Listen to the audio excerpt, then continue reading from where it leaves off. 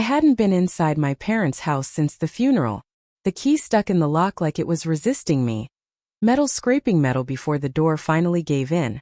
The air inside smelled wrong. Stale. Trapped. As if the house had been holding its breath for years and had just exhaled it into my lungs. I told myself it was just grief playing tricks on me.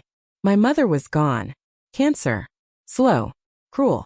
My father had died 5 years before that. Sudden. Silent. That left the house to me. And the attic. The ladder groaned as I pulled it down. Dust drifted through the air in pale spirals as I climbed up, every step echoing too loudly in the hollow space above the ceiling. The attic was exactly how I remembered it from childhood. Cramped, suffocating, filled with forgotten things that no one wanted to deal with. I brought boxes with me. Cardboard coffins for memories. Hours passed. Old clothes. Photo albums. Toys I barely remembered owning. I sorted, stacked, sealed. I avoided thinking. Then I saw it. A black metal case shoved deep into the farthest corner, half hidden behind broken furniture. It didn't belong with the rest of the junk. Everything else looked old. Rotting. Forgotten. That case looked deliberate. I hesitated. Something in my chest tightened. A quiet instinct telling me to leave it alone. I ignored it. Inside the case sat a typewriter. Not dusty. Not rusted. Perfect.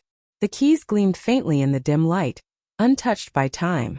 My fingers hovered above them, a familiar ache stirring in my hands. I used to write constantly as a kid. Stories. Nightmares. Things I never told anyone. I was exhausted. Emotionally hollowed out. So I sat there, cross-legged on the attic floor and began to type.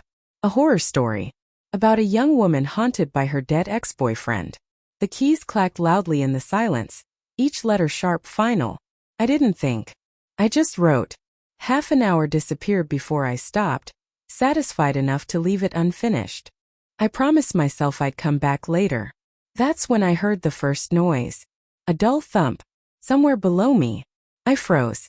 Listen. Nothing. Old houses make noise. I told myself that. I kept working.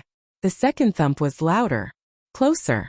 I swallowed hard but continued packing, forcing myself to move. When I carried a box downstairs, another crash echoed through the house, violent enough to rattle the walls. Fear crawled up my spine. I abandoned the box, shut the attic door, and pressed my ear to the floor. 30 seconds passed. Then something slammed into the far wall. I didn't wait. I bolted out of the house, drove home shaking, my hands white on the steering wheel. I told my husband it was nothing. Just old house noises. That night, alone in the dark, I stopped believing that lie. I woke up unable to breathe. A weight crushed my chest. I opened my eyes and screamed. Jared was on top of me. My ex-boyfriend. Dead. Bloated. Soaked. His skin sagged, waterlogged. His smile stretched too wide across a broken face. The stench of rot flooded my nose. I tried to scream. Nothing came out. He leaned down, decay brushing my lips, blood dripping from the dent in his skull. When I finally found my voice, he vanished. David rushed in moments later. It was 5 in the morning. For hours later, I sat alone at the table, untouched breakfast in front of me, my thoughts circling one thing. The typewriter. I didn't want to go back. I went anyway. The attic felt smaller this time. Colder. The typewriter waited where I'd left it. Papers lay scattered at my feet. I read them. My name was there. His name was there. It wasn't fiction. I remembered the lake. The rock. The splash. Flip-flops appeared in my vision. Then his corpse rose before me, dripping, smiling.